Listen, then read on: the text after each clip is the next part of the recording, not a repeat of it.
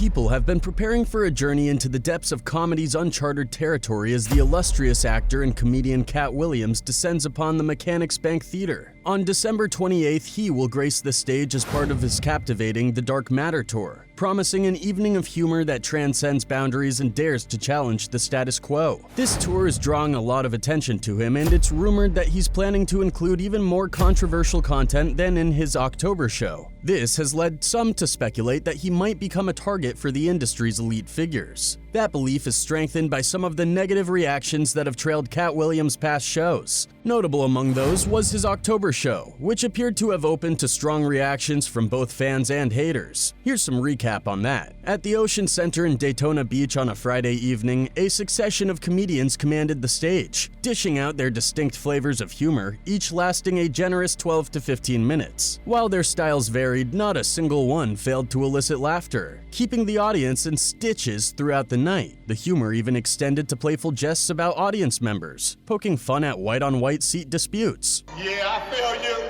Brooklyn in the house. Brooklyn don't bull. I was hanging with y'all for the last 2 days. They need to do Fear Factor here. Then, the moment everyone had eagerly anticipated arrived. Stepping into the spotlight, the headliner of the evening, Katt Williams, took center stage. As part of his Dark Matters tour, Williams served up a comedic feast, skillfully blending current events with his unique brand of humor. The result? An evening that left everyone enriched with laughter and smiles. In today's world where people are constantly weighed down by the demands of work, family, responsibilities, and a ceaseless barrage of distressing news from both television and the internet, it's becoming increasingly rare to experience those hearty, honest-to-goodness belly laughs that were once a staple of life. It's connection, comedian John Ronson says. That's what this show's about. It's about us and the audience connecting with each other. There's something about being in the same room with somebody, reading each other's body language too. It's no wonder that comedy shows are finding themselves in high demand, not just across the nation but around the globe. And when it comes to Katt Williams' show, there's an irresistible allure that beckons people away from the confines of their homes. One of his fans wrote, "Katt spoke straight to my heart, soul, and everything when he did that reparation part. I felt every single word." Another one added, "Speak, Katt, speak. You are the goat of comedy. Keeping the truth through your comedy, it makes a big dark difference."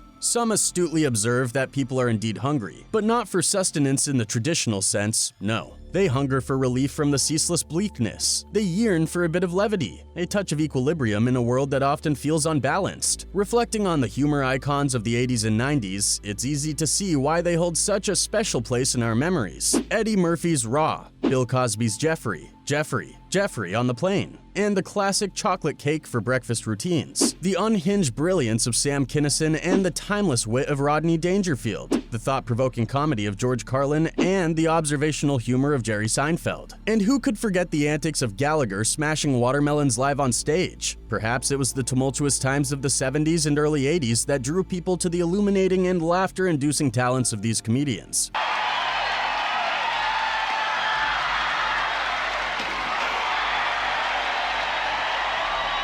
For fans of Katt Williams, attending his show is more than just an evening of jokes. It's an experience that bridges the gap between the absurdities of the world and the shared laughter of a like-minded audience. Williams fearlessly dives into the headlines of the day, poking fun at everyone from Trump with his mugshot to DeSantis in a yin-yang matter, and Biden alongside the concept of unclaimed baggage. He delves into the complexities of reparations, sprinkles in a bit of humor about Ukraine, and playfully explores the mysterious world of UFOs. Katt's fans might not articulate it perfectly, but his show is like listening to a fellow traveler navigating the labyrinth of the bizarre and the bewildering in our world. It's an opportunity for the audience to connect, to momentarily release the weight of the world, and to collectively chuckle at the sheer ridiculousness of it all. One of the attendees of the show wrote, "I felt some people in that audience was holding back the laughter and applause Katt Williams deserved. He was funny and informative, but mostly brave AF, because he spoke the truth, and I see why the push to cancel him is in effect. He had me rolling." What makes it even more remarkable, according to his fans, is that throughout the performance, the comedians unabashedly poke fun at the very things that are supposed to divide us. In their own unique way, they bring us closer together, reminding us that laughter is a unifying force, even in the face of what might seem insurmountable differences. One of his fans wrote, "Thank you for the bad saddest show I got to catch. Katt Williams, you had me rolling. I enjoyed all the laughter he gave me. Cause like God words say, laughter does matter. Then medicine I love, me some Katt Williams. He's my favorite funny man. God bless and protect you, KW, because of your courage of exposing the truth about the dark secrets in the evil Hollywood industry. Now this is where the eyebrows raised, and people started to link many mishaps that occurred in his life with his alleged dark revelations of the industry. With a career that began in his teenage years, Katt Williams has crafted a comedy style that melds articulate and razor-sharp dialogue with a keen eye for the ever-evolving American political landscape. His stand-up prowess has garnered critical acclaim, evident in memorable specials like The Pimp Chronicles, Katt Williams' Pimpadelic,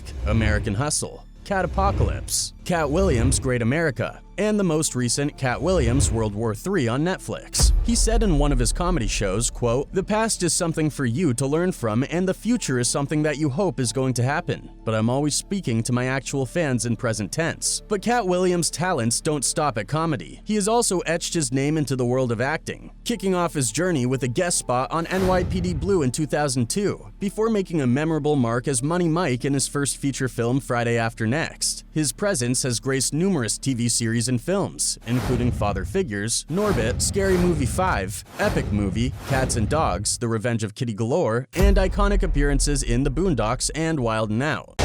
Say hi, Daddy. Say hi, Daddy. Hi, Daddy. Whose damn white baby is that? Williams' guest role on FX's critically acclaimed series Atlanta further solidified his talent, earning him a coveted Primetime Emmy Award for Outstanding Guest Actor in a Comedy Series in 2018. I am a person who does not seek validation. I make sure that when I leave the house that I feel tall enough and special enough, and as an actor I feel like Katt Williams, armed with a wealth of experience in the entertainment industry, has become a noteworthy figure unearthing the industry's well-kept secrets. He seems to possess an insider's knowledge, perhaps more than most, about the concealed truths lurking behind the glitz and glamour of Hollywood. With unwavering resolve, Katt has taken on the role of a whistleblower, fearlessly exposing eye-opening revelations that have reverberated like seismic shocks across the realm of entertainment. And the fact of the matter is, we watched this nigga get murdered right in front of our own face. And the nigga knew it was finna happen. He told us, and we didn't know. In tandem with his exposés regarding the alleged conspiracy surrounding Michael Jackson's death, Katt Williams has also been outspoken about his views on black actors donning feminine attire within the entertainment industry. Then it might also be said that there's nothing funnier than a black guy in a dress. Okay, well. A view that some have called transphobic or bigoted. Katt Williams has demonstrated an unflinching resolve when it comes to discussing controversial and uncomfortable topics, not shying away from subjects that some might prefer to avoid. His outspoken nature has, at times, seemed to rub certain elements within the industry the wrong way. In fact, there have been various incidents that hint at Hollywood's potential efforts to distance itself from Katt due to his unwavering and uncompromising stance on these important issues. Why? Because you know ain't nobody gonna sleep with him. You only got Tiffany Haddish. She been doing comedy since she was 16. The concept that gaining a profound understanding of an industry necessitates direct experience is a common sentiment. Comedian Katt Williams, in a recent revelation, has added an intriguing layer to this idea. Williams has alluded to the presence of significant insights that could potentially illuminate the inner workings of the entertainment industry. In particular, he has hinted at revelations pertaining to Tiffany Haddish's career trajectory. According to Williams, it's possible that Haddish's ascent to stardom may not have transpired as organically as she has publicly portrayed it. Those are just facts, sir. How many is that total? 9. So you've done 9 Yeah. filmed comedy stand-up specials. Without ever getting financed or having a deal. The veteran comedian Katt Williams holds the viewpoint that Tiffany Haddish might have taken steps to accelerate her rise in the entertainment industry. For those who have ever questioned the authenticity of Haddish's public persona, Williams' revelation is a matter of significant importance. While tales of celebrities leading double lives have been known to emerge, Tiffany's journey to stardom seems to present a unique case. In his disclosure, Katt Williams left no stone unturned, delving deep into the intricacies of this intriguing narrative. Do you think she wrote Girls Trip Goofball? Right. Or do you think that was already a script and they handed it to her? It's up to you, whatever you want to believe. During a recent appearance on V103's Frank and Wanda in the Morning Show, Williams didn't hold back as he shared his thoughts on several fellow comedians, including Lil Rel Howery, Jared Carmichael, Kevin Hart, and Hannibal Buress. However, it was Tiffany Haddish, the breakout star of Girls Trip, who found herself at the center of most of the criticism. I'm the introduction to Tiffany Haddish. Katt Williams, who recently won an Emmy for his guest role on Atlanta, made an effort to cast doubt on Tiffany's achievements. He implied that she may not be the author of her own comedic material and questioned whether she has truly established herself as a genuine comedian. He said, "She's been doing comedy since she was 16. You can't tell me your favorite Tiffany Haddish joke. Why? Because she ain't done a tour yet. She ain't done a special. She has not proven the ability to tell jokes back to back for an hour to nobody." Wanda Smith, the host of the show, then stepped in to defend Tiffany, asserting that Haddish's authenticity endeared her to audiences. In response, Katt Williams raised a provocative question, asking when being real had become a marketable trait. He went on to suggest that the industry's favor towards Tiffany might be influenced by her publicly expressed admiration for Brad Pitt. Williams then took the opportunity to give recognition to several other black female comedians, such as Lunel, Melanie Camarco, and Miss Laura. Why? Because you know ain't nobody gonna sleep with him. You only got Tiffany Haddish. She been doing comedy since she was 16. Highlighting their talent and contributions to the comedy scene. Katt Williams went a step further by suggesting that Tiffany's success in securing deals and roles in the industry might have been unusually smooth, implying that she may have made certain compromises to attain her status. He also expressed a view that the industry tends to overlook black talent and rarely allows black actors to explore their unique abilities in acting, pointing out a perceived disparity in opportunities compared to their white counterparts. They're gonna let you be a star, Lil Rel, but you ugly. And white people don't believe in ugly stars. They think you have to be somebody that women want to sleep with and men want to be. It appears that Katt Williams' comments about Tiffany Haddish and her admiration for Brad Pitt were not entirely unfounded. Indeed, Tiffany Haddish has publicly mentioned her crush on Brad Pitt in the past. During an appearance on Live with Kelly and Ryan's post-Oscars show, she discussed her interaction with the Hollywood star. Haddish recalled, "Oh, I just met him in the elevator. He said in 1 year if he's single and I'm single, we gonna do it. So you know what that means. Brad Pitt was standing right next to me, and then Elizabeth's husband was like, 'Man, I hope we don't get caught in this elevator.' And I was like, 'It's gonna be some pretty babies in this elevator if we do.'" Tiffany had a conversation with Kelly shortly after her appearance at the Oscars where she presented an award. During their chat, while playing a game of Marry, Date, Dash, the comedian disclosed that she wouldn't choose to marry Brad Pitt. The key point that Williams seemed to emphasize in his expose on Haddish was that her rise in the entertainment industry gained significant momentum after she embraced self-expression rather than objectification. But because we black, they say, "Oh, you don't even deserve that." So you get Kevin Hart, Lil Rel, Gerard Carmichael, all in a row, Hannibal Buress, just dudes that no woman would talk to. This theory indeed holds water, as years before Haddish rose to become one of the industry's prominent figures, she encountered significant challenges. Securing spots in comedy clubs was a struggle for her, and she faced difficulties in landing acting roles as well. She once told TMZ, "I lost everything. All my gigs are gone." Then Haddish was questioned about a lawsuit involving allegations that she and comedian Ari Spears attempted to involve an underage woman and her brother in comedy skits. Spears and Haddish were accused of creating comedy sketches in which an underage girl mimicked an act of OS on a sandwich, and another sketch depicted Spears as a CM with inappropriate fantasies involving her brother. The Tiffany Haddish thing, has that been worked out at this point? Yeah, pretty much. Pretty much? Can we talk about it? Not at all. Tiffany expressed her relief when the lawsuit was dropped and emphasized her concern for the well-being of the children involved. Following this incident, reports indicated that she faced difficulties finding job opportunities in Hollywood and was essentially blacklisted. However, her situation took a turn when she became intertwined with the Brad Pitt narrative, and her career began to see a positive shift. Are you and Tiffany still good? Yeah. Okay, so she doesn't hold anything against you in terms of... I mean, you know, She participated in the whole thing, so it's not like she could, but I'm just saying, you know how people get.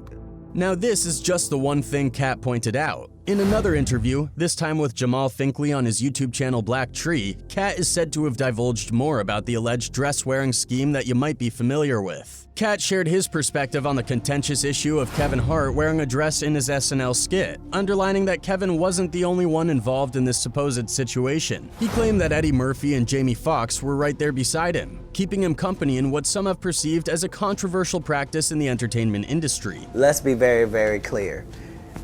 It is possible that there isn't anything funnier than a guy in a dress. Katt highlighted the irony in the fact that a significant portion of the audience found it amusing to witness a straight black man wearing a dress. He believed that this reaction would not have been the same if the individuals involved were of a different racial background. If that's the case, then it might also be said that there's nothing funnier than a black guy in a dress. Despite Kevin Hart having firmly established his stardom, Katt cryptically alluded to the idea that Kevin must have had his own reasons for taking part in such roles, and he expressed respect for Kevin's choices in this regard. I'm saying, at the end of the day, Kevin doesn't have to worry about what people are going to say about him wearing a dress because of the long line of dress-wearing people before him. Williams carefully suggested that he had observed numerous artists encountering similar challenges repeatedly throughout their careers. Given Williams's observations, one might suspect that there could be a discreet effort to undermine the public image of black icons by certain individuals or entities. Yeah. I've never seen Medea in a pantsuit. I think she wears dresses. So now I'm saying, why are we picking on poor little Kevin Hart?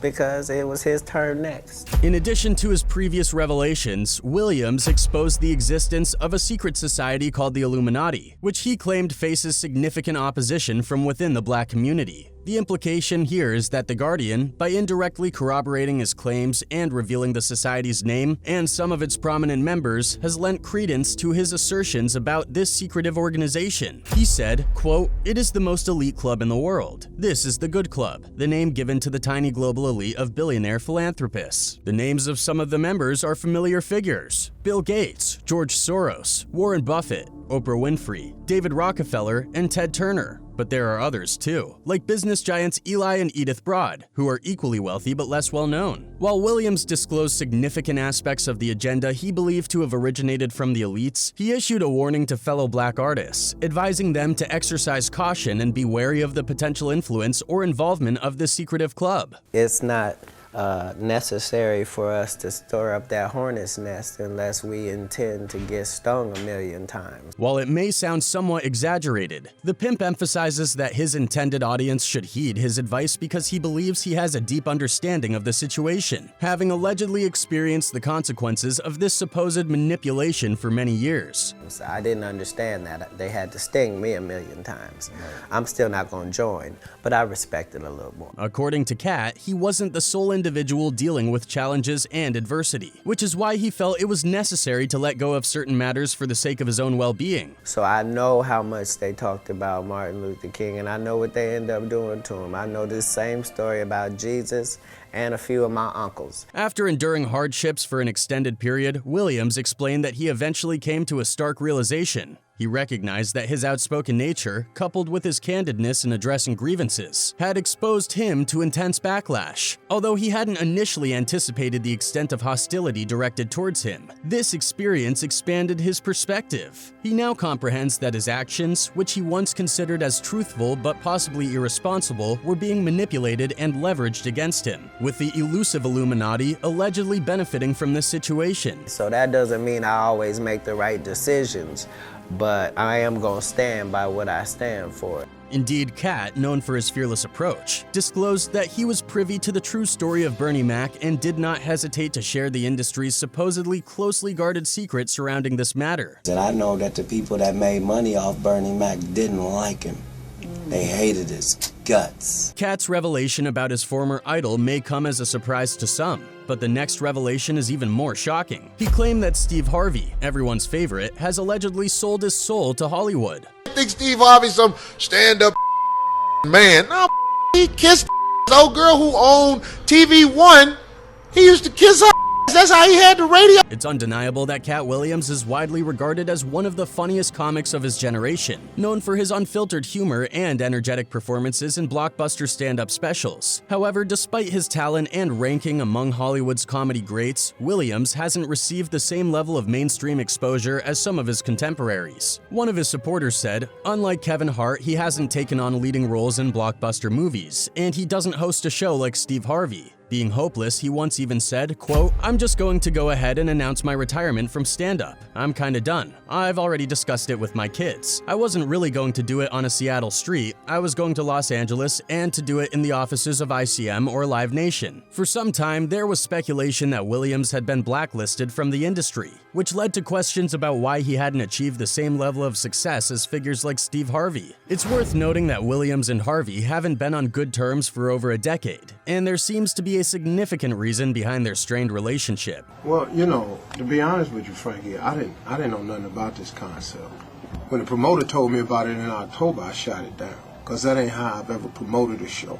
To trace the origins of their feud, we need to go back to December 2008, when Katt Williams called out Steve Harvey before a Christmas season show. This incident marked the beginning of their conflict, which has persisted for over a decade. Katt Williams and Steve Harvey have certainly had their share of disagreements with other comedians, and this instance was no exception. Even one of his fans wrote, "Katt and Steve are both powerhouse comics of the modern era. That being said, I have never wholeheartedly invested all my confidence in Hollywood celebrities. People are people, and at some point will exhibit our imperfections. I take them all with a grain of salt so that my disappointment's minimal." Another one added, "I think real comedians are born with the talent to make people laugh and to be funny. It's not something that someone can teach you. They can give you pointers. Kay can just be present and make you laugh without saying a word. Now that's a comedian." Well, it all started when Katt Williams publicly challenged Steve Harvey, asserting that he could dethrone Harvey as the king of comedy during an upcoming New Year's Eve show where they were both headlining. Now, I was on the Steve Harvey show, and Steve Harvey, who is going to call in at 5:45 and get the record straight. Reportedly, Jamie Foxx was also involved in this conflict. Fox, who was working as a radio host at the time, played a clip of Katt Williams dissing Steve Harvey, which likely escalated the feud between the two comedians. "I want to apologize for what's going to happen," Williams said of the joint comedy gig, "but the second that you get on stage, I need you to understand that that's your final time as the king of comedy. Water seeks its own level. You can't stop it, Playboy. It is what it is. So I hope you're ready. I hope you got a team of writers. You're going to need about 6 or 7 of them." In response to the clip, Steve Harvey called into the radio show and expressed his bewilderment regarding the entire situation. You know, I've always been on tour with some real monsters, man. I toured with the Kings. You know, I've been on stage with Sid, DL, and Bernie Mac at the same time.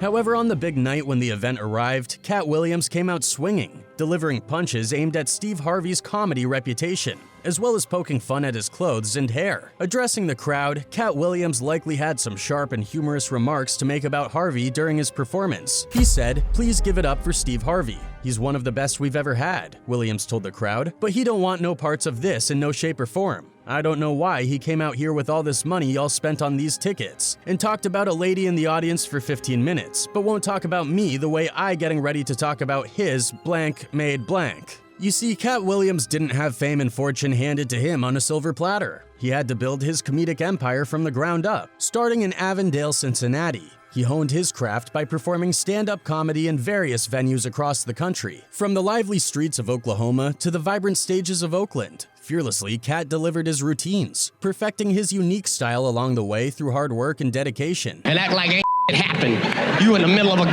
meeting. Yeah, so what we're gonna do is we're gonna do the movie with you, and then we're gonna go back. Shifting our focus to Steve Harvey, he is widely recognized as a devoted family man who prioritizes his loved ones. However, Katt Williams reportedly claims that Harvey is merely a fraud, concealing his true self behind a carefully constructed facade for years. According to Katt, opinions about Steve's comedic abilities vary drastically depending on who you ask, adding to the complexity of their relationship and the perceptions of Harvey's public image. You have been the king of comedy as long as we've had one. Matter of fact, the whole phrase, king of comedy, can be attributed that you get off stage. Indeed, Katt Williams has gained a reputation not only for his comedic talents, but also as a known whistleblower in Hollywood. He has been vocal about various issues and controversies within the entertainment industry, shedding light on matters that often go unspoken or unnoticed. A doing in the ATL, at least excuse himself, go to the bathroom or something. According to Katt Williams, Steve Harvey's reputation is not as positive as it may seem to some. Depending on who you talk to, Harvey is either hailed as one of the funniest people on the planet or seen as a celebrity with a less than stellar reputation. Williams has alleged that Harvey has some skeletons in his closet, including rumors that he mistreats his staff. There have been persistent rumors that the famous comedian and talk show host doesn't treat his staff well. Additionally, following his talk show's relocation to Los Angeles, Harvey reportedly sent a controversial memo to his new staff, making demands typically associated with tour riders. These allegations have added to the tension between the two comedians. And I could not find a way to walk from the stage to my dressing room, to sit in my makeup chair, to walk from my dressing room to the stage. In the leaked memo, Steve further wrote, quote, "My security team will stop everyone from standing at my door who have the intent to see or speak to me. I want all the ambushing to stop now. That includes TV staff. You must schedule an appointment. I have been taken advantage of by my lenient policy in the past. This ends now. No more. Do not approach me while I'm in the makeup chair unless I ask to speak with you directly. Either knock or use the doorbell." Steve Harvey defended himself by claiming that the memo was sent in an attempt to secure more free time during his day. He explained that the memo was sent to address what he viewed as a too lenient open-door policy that had been in place during his show's run in Chicago. Harvey reiterated this defense a few days later while discussing the leaked letter with Entertainment Tonight. Quote, "Look, man, I'm in my makeup chair. They walk in the room. I'm having lunch, they walk in, they don't knock," he continued. "I'm in the hallway, I'm getting ambushed by people with friends that come to the show and having me sign this and do this. I just said, wait a minute. And in hindsight, I probably should have handled it a little bit differently." Katt Williams seems to have legitimate reasons for his grievances against Steve Harvey. In November 2015, the author of Think Like a Man faced a lawsuit for purportedly backing out of plans to lease a private jet. This happened after more than $400,000 worth of renovations had been initiated, allegedly at Harvey's request. These requests reportedly included custom carpet, a reconfiguration of the interior cabin from 16 seats to 14 seats, custom seat design, and new upper and lower cabin sidewalls, as reported by TMZ. According to a private jet company, he did not pay the bill. This is a fabulous story. After they customized the hell out of the thing for him. Moreover, Katt also took his turn on the Will Smith slap scene. Reportedly, he claimed that the widely publicized Oscar shocker slap incident was allegedly staged and that the entire world was deceived. Katt's credibility in the production business adds weight to his opinion for many people. The industry is canceling one black guy. I know what happens when they are going to elevate another. And I know what happens when they don't care about either of them. Many may have initially believed that Will Smith had a genuine breakdown in front of the camera. However, given Will's long-standing status as an industry heavyweight, his apparent mistake in this context raises suspicions and leaves room for questioning the authenticity of the incident.